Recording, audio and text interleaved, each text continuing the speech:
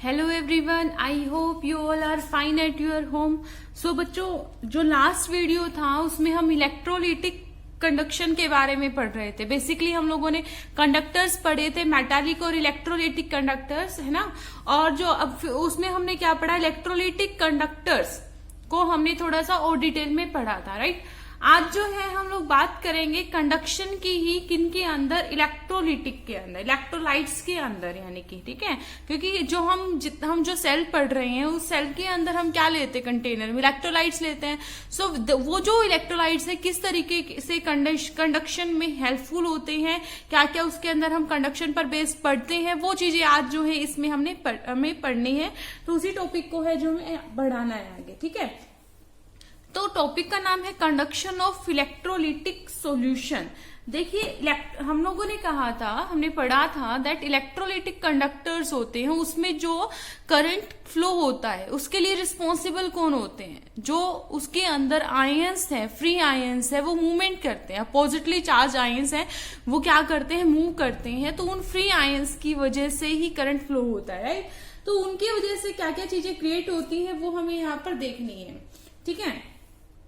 तो चाहे हमारे पास इलेक्ट्रोलिटिक सॉल्यूशन रहा हो, चाहे मेटल के कंडक्टर्स रहे हो, वो सभी के सभी साथ में देखो करंट फ्लो तो कर ही रहे हैं, ठीक है। चाहे metal on the basis of electron और जो इलेक्ट्रोलाइट है on the basis of ion current flow कर रहे हैं, बट करंट फ्लो हो रहा है। तो अगर करंट फ्लो हो रहा है तो there are some chances to create और जनरेट, कह सकते हैं जनरेट रेजिस्टेंस। तो वहां पर रेजिस्टेंस भी जनरेट होती है, right.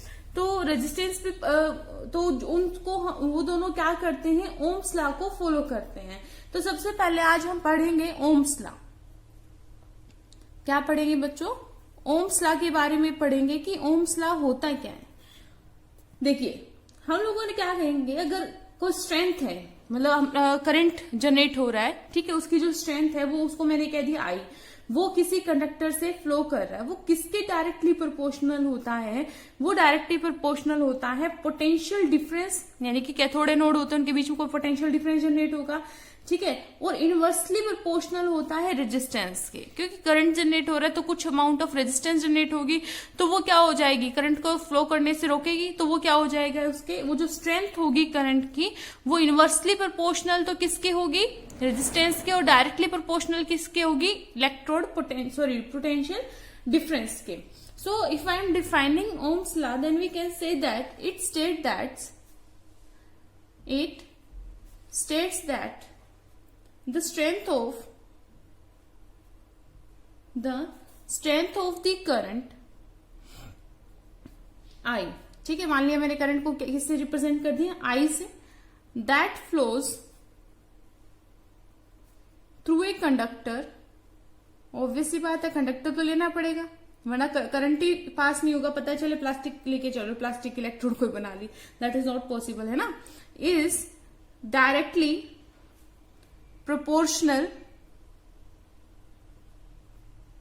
To the what, potential difference. Here I am representing potential difference by capital E, which is applied, किस पर applied हुआ, which is applied across the conductor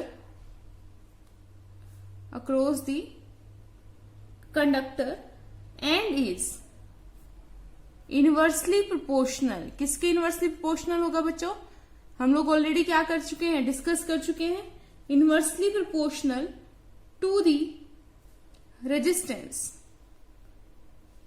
जिसको मैं रिप्रेजेंट कर रही हूं कैपिटल आर से, ठीक है। अब वो रेजिस्टेंस किसने ऑफर्ड की, offered by the conductor to the flow of electricity, ठीक है। तो ओम्स लॉ क्या स्टेट करता है, it states that the strength of the current, जो करंट की जो स्ट्रेंथ है वो फ्लो करती है थ्रू दी कंडक्टर, वो क्या होगी, डायरेक्टली प्रोपोर्शनल होगी पोटेंशियल डिफरेंस कैपिटल ई से रिप्रेजेंट कर रही हूँ, एंड इनवर्सली प्रोपोर्शनल किसके होगी बच्चों, resistance. I know many of your students are know about the Ohm's law. तो बच्चों यहाँ पर क्या है, कुछ बेसिक टर्म्स हैं जो हमें कंडक्टेंस से रिलेटेड पढ़नी है। तो मैं यहाँ पर ये कंसिडर करके चलती हूँ कि कुछ बच्चे ऐसे भी हैं जो क्या है, इन चीजों में कंफ्यूज हो सकते हैं, दैट्स वाई तो मैं इन छोटी छोटी बेसिक टर्म्स को भी इसमें इंक्लूड कर रही हूँ, तब आगे जाके हम अपना टॉपिक आगे बढ़ाएंगे, ठीक है। तो अगर मैं इसको मैथमेटिकल रिप्रेजेंट करूं तो यहां से कह सकते हैं that I is equal to E upon R, कि डायरेक्टली प्रोपोर्शनल किसके है, पोटेंशियल डिफरेंस की, और इनवर्सली प्रोपोर्शनल किसके है, रेजिस्टेंस के। तो यहां से हम रेजिस्टेंस भी निकाल सकते हैं, तो रेजिस्टेंस क्या हो जाएगी, ई अपॉन में आई, ठीक है। अब ये जो रेजिस्टेंस है इसकी जो यूनिट होती है वो होती है ओम। क्या होती है बच्चों, यूनिट क्या होती है, ओम, ठीक है। अब कहता है कि अगर आप जो करंट मेजर कर रहे हैं, ठीक है, जो करंट मेजर कर रहे हैं एम्पियर में, और अगर उसका जो उसका पोटेंशियल डिफरेंस है, ठीक है, उसको हम इस तरीके से क्या कर सकते हैं, इजिली डिफाइन कर सकते हैं। तो ये किस में होगा, वोल्ट में होगा पोटेंशियल डिफरेंस, और आई किस में होता है आपका, एम्पियर में। तो वोल्ट पर एम्पियर भी बोल सकते हैं। ओवरऑल जो आर है आपका, जो रेजिस्टेंस है, इसकी जो यूनिट होती है वो क्या होती है, ओम होती है। इसके बाद में अगर मैं रेजिस्टेंस को ही डिफाइन करूं, तो क्या कह सकते हैं, the resistance of a conductor is taken as 1 ohm. तो कहता है कि जो रेजिस्टेंस है किसी भी कंडक्टर की, उसको 1 ओम कब कहा जाएगा, जब उसका जो पोटेंशियल डिफरेंस है वो 1 वोल्ट हो जाए। क्या हो जाए, 1 वोल्ट हो जाए, और जो स्ट्रेंथ आप जो करंट अप्लाई कर रहे हैं वो कितना अप्लाई करें, 1 एम्पियर करें, ठीक है। 1 वोल्ट अपॉन 1 एम्पियर, तो किसके इक्वल आ जाएगा, 1 ओम के इक्वल आ जाएगा। So the resistance of a conductor is taken as 1 ohm when a potential difference of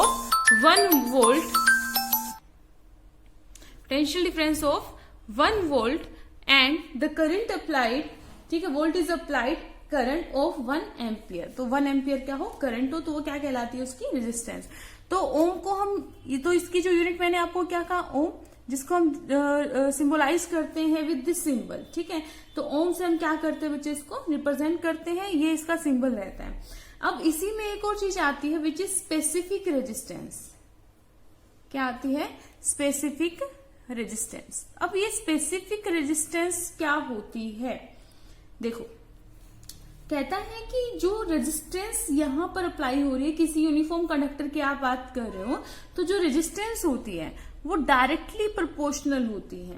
किसकी डायरेक्टली प्रोपोर्शनल होती है, लेंथ की। किसके directly proportional, to its length. किसकी लेंथ है, जो आपने कंडक्टर लिया है, ठीक है। और इनवर्सली प्रोपोर्शनल होती है उसके क्रॉस सेक्शनल एरिया के।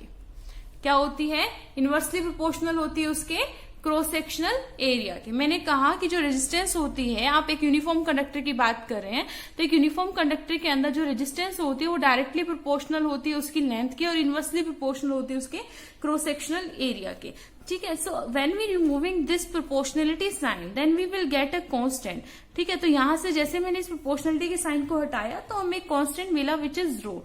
तो ये क्या है, रो, ठीक है, L अपॉन में A, ठीक है। तो ये जो आपका है, ये जो रो है, इसी को आप क्या बोलते हो, रेजिस्टिविटी कांस्टेंट भी बोलते हो। रेजिस्टिविटी बोलते हो, रेजिस्टिविटी कांस्टेंट भी आप इसको बच्चों बोलते हैं, ठीक है। इतनी बात समझ में आई। अच्छा, तो अगर आपको कोई कहे कि स्पेसिफिक रेजिस्टेंस को डिफाइन कीजिए, क्या कीजिए, स्पेसिफिक रेजिस्टेंस को डिफाइन कीजिए, तो हम कह सकते हैं that specific resistance is defined as a resistance. तो एक तरीके से देखिए, यहां पर मैं क्या कर देती हूं, मेरे पास R है, रो है, L है और A है, राइट। तो अगर मैं लेंथ कितनी ले लूं, 1 सेंटीमीटर, एरिया कितना ले लूं, 1 सेंटीमीटर स्क्वायर, तो जो R है ये 1 हो गया, तो R किसके इक्वल हो जाएगा, रो के इक्वल हो जाएगा। आर किसके इक्वल हो जाएगा, रो, यानी कि जो रेजिस्टिविटी है वो इसके इक्वल आ जाएगी। कब आ जाएगी, तो यहां से आप जो रेजिस्टिविटी को in the sense of resistance define कर सकते हैं। तो आप कह सकते हैं दैट स्पेसिफिक रेजिस्टेंस या फिर रेजिस्टिविटी, क्या कह सकते हैं, resistivity is defined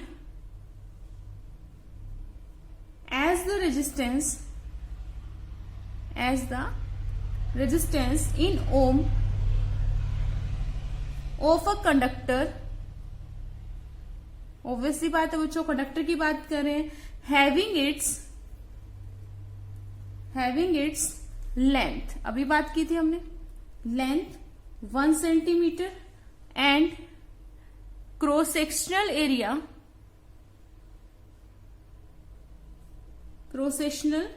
area equal to 1 centimetre square.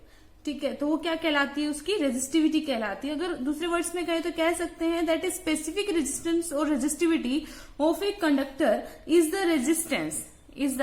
Resistance in ohm of 1 centimetre cube और 1 सेंटीमीटर क्यूब, क्या बन गया ये क्यूब, वो बन गया आपका वॉल्यूम बन गया है किसी भी मटेरियल का, राइट। तो 1 centimetre cube of any material. तो अगर इसकी यूनिट की बात की जाए, तो हमारे पास क्या है, R equal to rho into L upon में ए। मुझे किसकी यूनिट चाहिए, रेजिस्टिविटी की, तो रो किसके इक्वल हो जाएगी बच्चों, 1 अपॉन R एल अपॉन ए, राइट। यही हो जाएगा, सॉरी ये क्या हो जाएगा, यहां से जो रो होगा वो किसके इक्वल हो जाएगा, R इंटू ए अपॉन एल के इक्वल हो जाएगा। ए उधर जाएगा, एल नीचे आ जाएगा, राइट। तो अब यहां पर आपको पता है R किस में होता है, ओम में होता है, ठीक है। इंटू में ए क्या है, सेंटीमीटर स्क्वायर, एल क्या है आपका सेंटीमीटर, 1 सेंटीमीटर से 1 सेंटीमीटर कैंसिल, 2 से यहां से पावर कैंसिल हो जाएगी, तो ये क्या हो जाएगा, ओम सेंटीमीटर। क्या हो जाएगा बच्चों, ओम सेंटीमीटर क्या हो जाएगी, इसकी यूनिट हो जाएगी, किसकी, रेजिस्टिविटी की। कई बार क्या होता है, जो आपको न्यूमेरिकल दिए होते हैं, तो न्यूमेरिकल में पता नहीं चलता कि इसने रेजिस्टेंस दी है, रेजिस्टिविटी दी है, तो उसको आप किससे पहचानेंगे, आप उसको यूनिट से पहचानना सीखेंगे, ठीक है।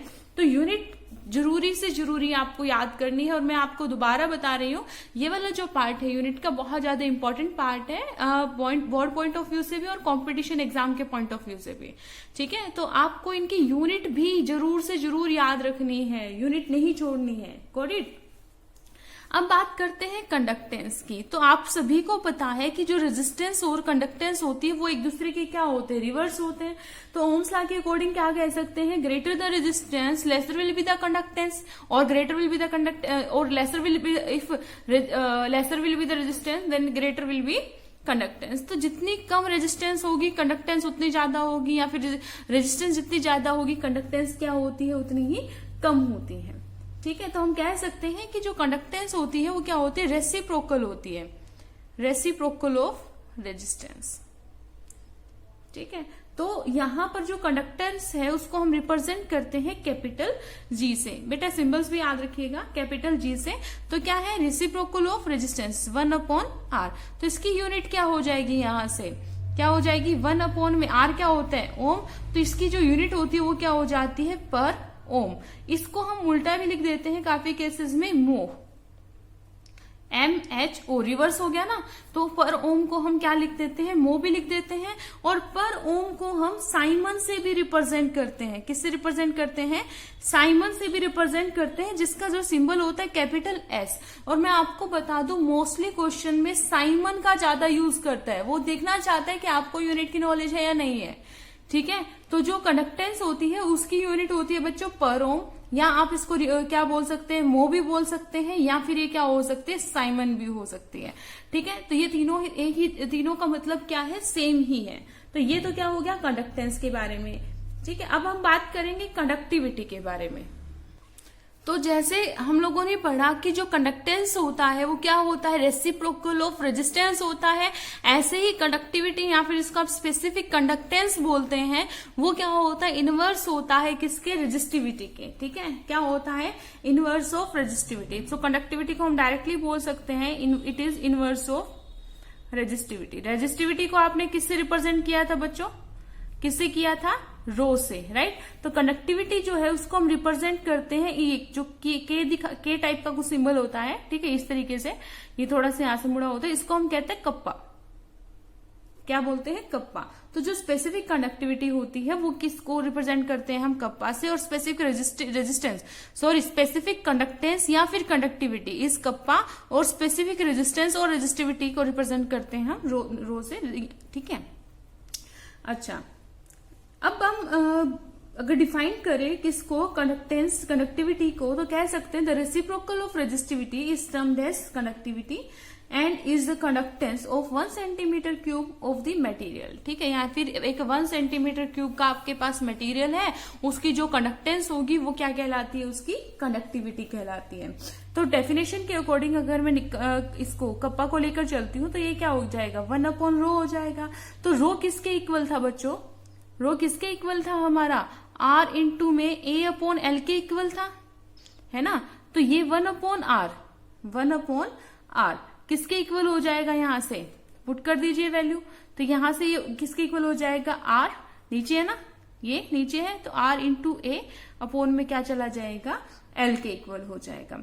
तो अगर आपसे क्या है, कंडक्टिविटी पूछता है इन टर्म्स ऑफ रेजिस्टिविटी, तो आप ये फॉर्मूला यूज करेंगे। कंडक्टिविटी पूछता है in terms of resistance and the length and the cross sectional area is given, then आप ये भी यूज कर सकते हैं, ठीक है। अगर यहीं से इनकी यूनिट भी निकालें तो क्या इसकी जो यूनिट है वो क्या रहेगी, तो अब देखो यहां पर क्या है, इसको मैं ऐसे लिख सकती हूँ क्या, that kappa is equal to 1/R into में L/A लिख सकती हूँ, है ना।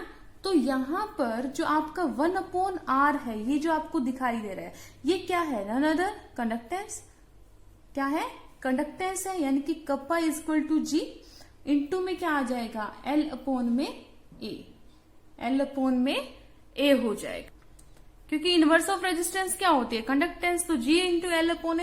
अब ये जो L/A क्वांटिटी आपको दिखाई दे रही है, इसको हम बोलते हैं सेल कांस्टेंट। कई बार न्यूमेरिकल में वो L और A की इंडिविजुअल वैल्यू ना देके कंबाइंड वैल्यू दे देता है L/A की, जो कि वो L/A नहीं बोलेगा, वो क्या बोलेगा आपको, सेल कांस्टेंट बोलेगा। So L/A is known as cell constant, और इस सेल कांस्टेंट को मैं रिप्रेजेंट करती हूँ G स्टार से। तो मैं यहां से कप्पा को बोल सकती हूँ, ये किसके इक्वल होता है बच्चों, कंडक्टेंस G हो गया, इंटू में सेल कांस्टेंट, कंडक्टेंस इंटू में सेल कांस्टेंट। तो इस तरीके से आप कंडक्टिविटी निकाल सकते हैं। गॉट इट, आई होप आपको यहां तक कंडक्टिविटी भी आपको अच्छे से समझ में आई होगी। तो यहीं से अगर मैं इसकी हम लोग यूनिट निकालते हैं, तो देखिए यहां से कंडक्टेंस क्या है, G, तो G की जो यूनिट होगी वो क्या होती है, यानी कि 1/R, यानी कि पर ओम, है ना, पर ओम हो जाएगी। अब लेंथ अपॉन एरिया, तो लेंथ क्या होती है, सेंटीमीटर, और एरिया सेंटीमीटर स्क्वायर, तो 1 सेंटीमीटर से एक पावर कैंसिल, तो क्या बच जाएगा, पर सेंटीमीटर। तो जो यूनिट होगी कप्पा की वो क्या हो जाएगी, पर ओम पर सेंटीमीटर। तो हमने कहा था पर ओम को हम क्या लिख सकते हैं, मो भी लिख सकते हैं, मो पर सेंटीमीटर बोल सकते हैं, और इसको हम क्या बोल सकते हैं, सिंबलाइज भी कर सकता है ये इसको, पर ओम पर सेंटीमीटर। इसके अलावा हम क्या बोल सकते हैं, मो को हम साइमन भी बोलते हैं, तो क्या बोल सकता है, साइमन पर सेंटीमीटर। तो बच्चों ये छोटी छोटी आपको बातें याद रखनी है, ध्यान दीजिएगा।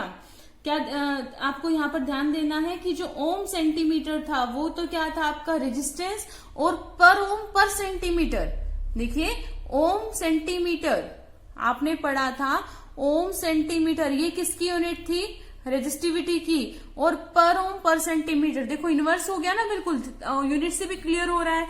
तो वो यूनिट किसकी कहलाएगी आपकी, किसकी कहलाएगी, कंडक्टिविटी की। Got it. तो यहां से हम लोगों ने कंडक्टिविटी के बारे में सीख लिया।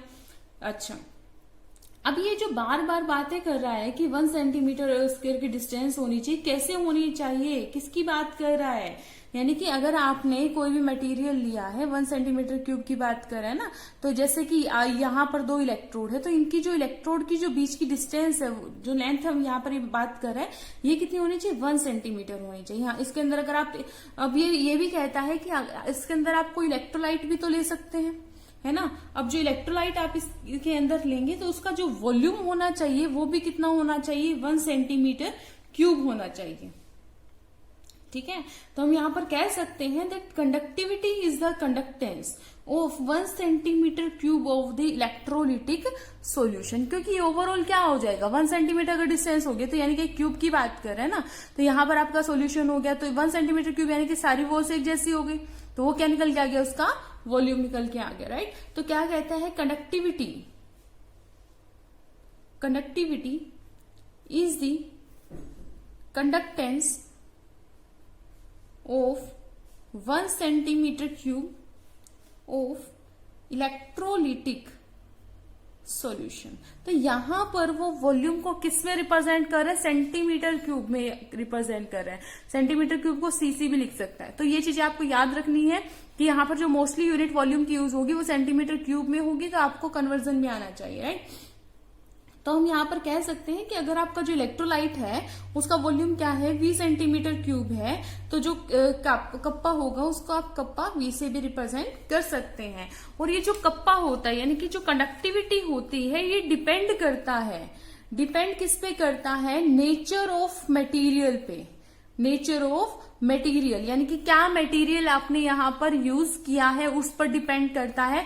ऑफ कोर्स डिपेंड ये भी करता है कि किस टेम्परेचर और प्रेशर पर आप उसकी कंडक्टिविटी को चेक कर रहे हैं, ठीक है। तो नेचर ऑफ मटेरियल पे कैसे होता है कि देखिए अगर 1 सेंटीमीटर क्यूब की बात चल रही है तो मैं बात करूं, देखिए अगर मैंने सिल्वर ले लिया तो सिल्वर में जो कंडक्टिविटी होती है यानी कि जो उसकी कप्पा की वैल्यू होती है वो होती है 6.2 इंटू 10⁻³ अगर मैं कॉपर की बात करूं तो वैल्यू होती है 5.9 इंटू 10⁻³ अगर मैं गोल्ड की बात करती हूं तो उसकी जो वैल्यू होती है 4.5 इंटू 10⁻³ इसके अलावा कुछ और एग्जांपल लेते हो, लाइक मैंने ग्लास ले लिया तो इसकी जो वैल्यू होती है वो होती है 1.0 इंटू 10⁻⁻16। टेफ्लॉन लेके चलती हूँ, ठीक है, तो 1.0 इंटू 10⁻⁻18। और कुछ एग्जाम्पल लेके चलें, ठीक है, लाइक जर्मेनियम ले लिया मैंने, सिलिकॉन ले लिया, तो जो जर्मेनियम होता है उसकी जो वैल्यू होती है कप्पा की होती है 2, इसकी होती है 1.5 इंटू 10⁻²। तो साइमन की ही बात करें, साइमन पर सेंटीमीटर में, ठीक है, पर ये जो वैल्यू निकाली जा रही है साइमन पर मीटर में निकाली जा रही है क्योंकि सारे के सारे क्या है आपके हार्ड मटेरियल है। तो देखिए आप यहाँ पर ये जो तीनों है ये तीनों की तीनों क्या है, मेटल्स है। और आपको पता है मेटल क्या होते हैं, अच्छे कंडक्टर होते हैं। तो यहाँ पे इनकी वैल्यू देखो, अच्छी कंडक्टिविटी ये रिप्रेजेंट कर रहे हैं। उसके बाद में देखो आप कहते हुए ना कि सिल्वर सबसे अच्छा क्या होता है, कंडक्टर होता है, उसकी वैल्यू देखिए सबसे ज्यादा हाई है कंडक्टिविटी की, ठीक है। ग्लास और टेफ्लॉन ये क्या है आपके इंसुलेटर्स होते हैं। इंसुलेटर में देखिए इनकी जो वैल्यू होती है वो क्या है, ना के बराबर। इंसुलेटर में क्या कहते हो आप, जिनमें जो कंडक्टिविटी है वो क्या हो, ना के बराबर हो। जर्मेनियम और सिलिकॉन की बात कर लो जो कि इलेक्ट्रॉनिक आइटम्स में सबसे ज्यादा यूज होने वाली चीजें हैं, ये क्या है आपके सेमी कंडक्टर्स है। तो सेमी कंडक्टर्स की जो वैल्यू है वो इसके और इसके कहीं बीच में लाई करे। लेकिन हम यहाँ पर क्या पढ़ रहे हैं, हम इलेक्ट्रोलिटिक सोल्यूशन पढ़ रहे हैं। तो इलेक्ट्रोलिटिक सोल्यूशन के अंदर क्या है, उनकी कंसेंट्रेशन पर डिपेंड करता है। तो यानी कि जो कप्पा होता है वो किस पर डिपेंड करेगा, उनकी कंसेंट्रेशन पर डिपेंड करेगा। मान लीजिए मैंने कह दिया कि आपको NaCl की कंडक्टिविटी निकालनी है, तो एक बच्चे ने क्या कर लिया, बता दिया कि मैम हमने NaCl की कंडक्टिविटी निकाली है, X निकल के आई। दूसरे ने कहा कि मैम मेरी तो Y निकल के आई। तो क्वेश्चन आता है कि जब दोनों को NaCl दिया गया तो उस दोनों ने क्या किया, X और Y जो अलग अलग कंडक्टिविटी क्यों निकाले, ठीक है। तो डिपेंड करता है ना कि इसने 2 मोलर NaCl के लिए निकाला और इसने 5 मोलर NaCl के लिए निकाला, तो क्या है, ये कंसंट्रेशन पे डिपेंड करता है। क्योंकि जितनी ज्यादा कंसंट्रेशन होगी नंबर ऑफ आयंस उसमें बढ़ जाएंगे, नंबर ऑफ आयंस बढ़ेंगे तो क्या हो जाएगी, कंडक्टेंस बढ़ने के चांसेस हो जाते हैं। तो यहाँ पर जो कप्पा है वो आपका इन इलेक्ट्रोलाइटिक सोल्यूशन वो किस पर डिपेंड करता है, कंसंट्रेशन पे डिपेंड करता है। तो देखिए जैसे 0.1 मोलर ऑफ HCl, देखो मटेरियल पे तो डिपेंड करेगा कौन सा आपने लिया है। तो HCl की अगर मैं बात करूं तो इसकी जो कप्पा की वैल्यू होती है वो होती है 3.91, ठीक है। ऐसे ही मैं क्या लेती हूँ, 0.01 मोलर ऑफ KCl लेती हूँ, इसकी वैल्यू क्या हो जाएगी 0.14। ऐसे 0.01 मोलर ऑफ NaCl लेती हूँ तो इसकी वैल्यू क्या हो जाती है 0.12। तो इस तरीके से क्या है, जो इनकी जो कंडक्टिविटी होती है फॉर ए पर्टिकुलर मोलर, तो उनकी वैल्यू क्या होती है, फिक्स होती है। यानी कि डिपेंड करता है मटेरियल क्या है, उनकी कंसंट्रेशन पे भी ऑफ कोर्स डिपेंड करती है कंडक्टिविटी। तो अब हम बात करेंगे molar conductivity and equivalent conductivity के बारे में, ठीक है। तो देखिए मोलर कंडक्टिविटी और इक्विवेलेंट कंडक्टिविटी एक्चुअल में होती क्या है वो देखते हैं।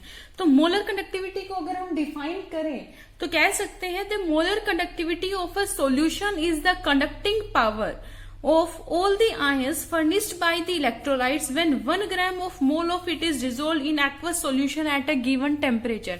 I know अभी तक आपको इसमें से कुछ समझ नहीं आया होगा।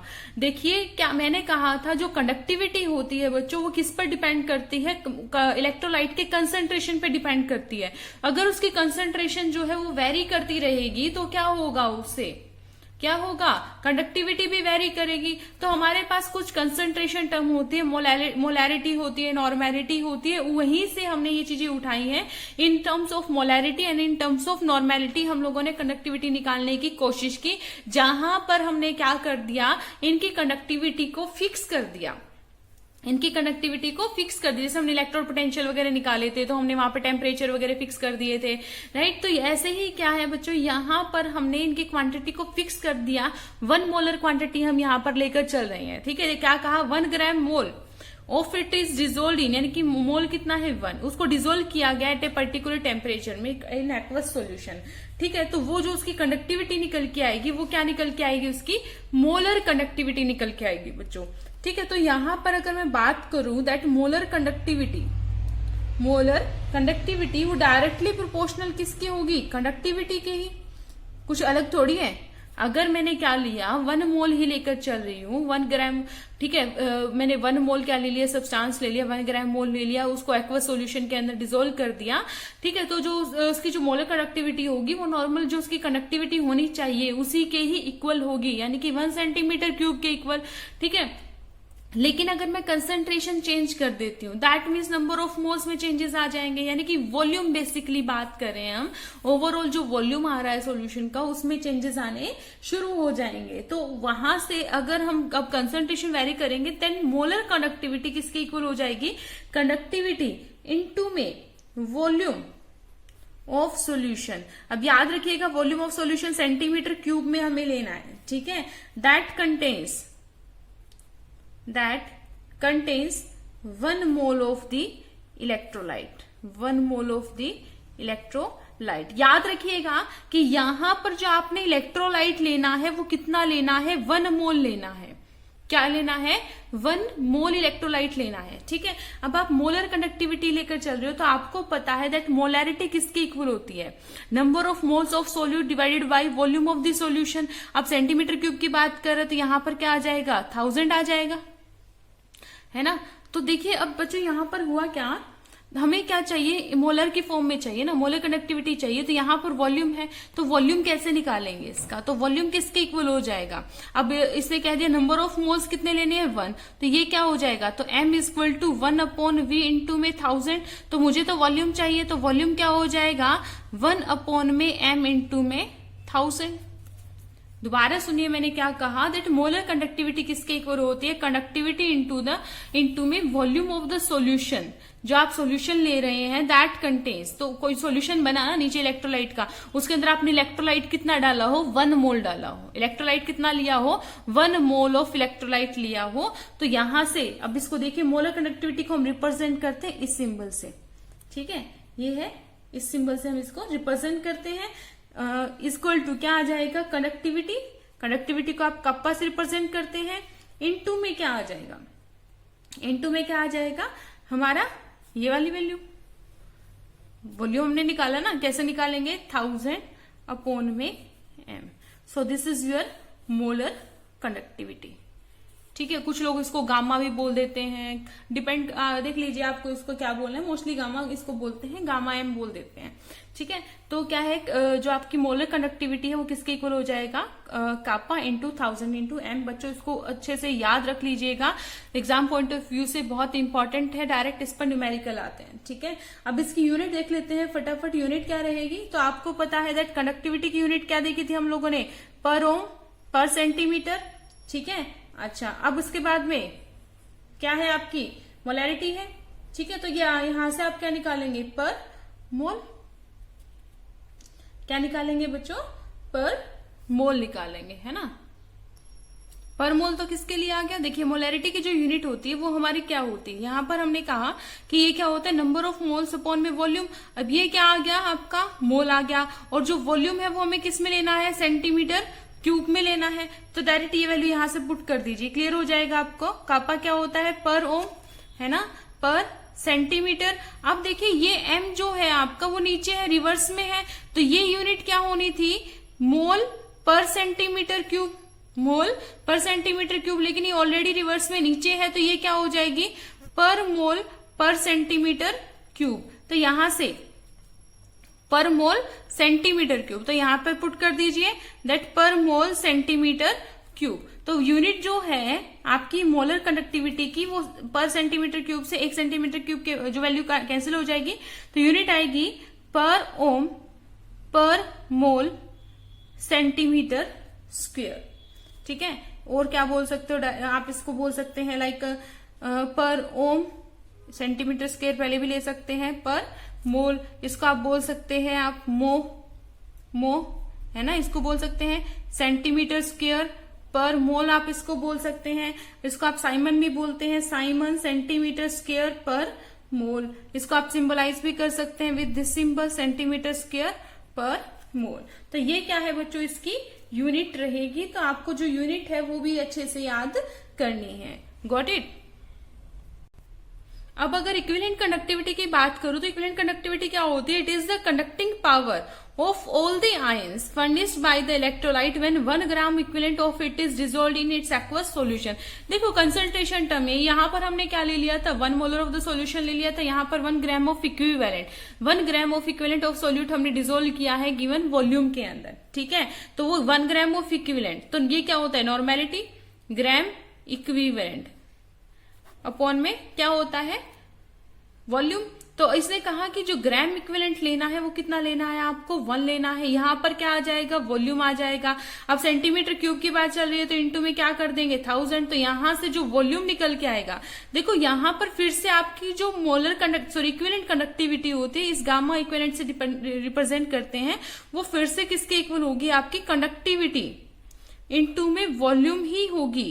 ठीक है, तो यहां से जब वॉल्यूम की वैल्यू निकालेंगे तो वो क्या आ जाएगी, 1000 अपॉन में n, बस वैल्यू पुट कर दी, तो यहां से आपका जो इक्विवेलेंट कंडक्टिविटी होगी वो क्या होगी, कापा इंटू में 1000 अपॉन में n के इक्वल हो जाएगी। बस सिंपल सा फॉर्मूला था, दैट्स इट। अब यहां से इसकी यूनिट भी हम लोग निकाल सकते हैं। यूनिट क्या हो जाएगी, देखिए तो कापा क्या होता है आपका, पर ओम पर सेंटीमीटर। अब यहां से नॉर्मेलिटी, इसकी वैल्यू क्या हो, इसकी यूनिट क्या होती है, ग्राम इक्विवेलेंट, है ना, ग्राम इक्विवेलेंट होती है यहां से, तो डिवाइडेड बाय क्या हो जाएगा, वॉल्यूम, वॉल्यूम आप लेके चल रहे सेंटीमीटर क्यूब में। ठीक है, तो यूनिट इसकी होती है ग्राम इक्विवेलेंट, ग्राम इक्विवेलेंट पर सेंटीमीटर क्यूब। अब ये रिवर्स में जाके क्या हो जाएगी, पर ग्राम इक्विवेलेंट और सेंटीमीटर क्यूब। तो 1 सेंटीमीटर क्यूब से 1 सेंटीमीटर क्यूब कैंसिल हो जाएगा, तो यूनिट आएगी पर ओम सेंटीमीटर स्क्वायर ग्राम इक्विवेलेंट, पर ग्राम इक्विवेलेंट। वही इसको रिवर्स भी लिख सकते हो, मो सेंटीमीटर स्क्वायर पर ग्राम इक्विवेलेंट। इसको साइमन में भी लिख सकते हो, Simon centimetre square gram equivalent, पर ग्राम इक्विवेलेंट। तो ये था बेटा आपका क्या, इक्विवेलेंट कंडक्टिविटी। तो आई होप आपको यहां से मोलर कंडक्टिविटी, इक्विवेलेंट कंडक्टिविटी दोनों समझ में आई होगी। फॉर्मूला बहुत बहुत इंपॉर्टेंट है इनका, एज वेल एज इनकी यूनिट भी आपको अच्छे से लर्न होनी चाहिए। यहीं से आपको समझ में आएगा कि क्वेश्चन में क्या दिया हुआ है। जो हमारे नेक्स्ट वीडियो आएगी उस वीडियो में हम इन दोनों टॉपिक से रिलेटेड कुछ न्यूमेरिकल्स करेंगे, ताकि आपका थोड़ा बहुत डाउट रह गया है वो क्लियर हो जाए। Till then keep studying, take care of yourself, thank you so much.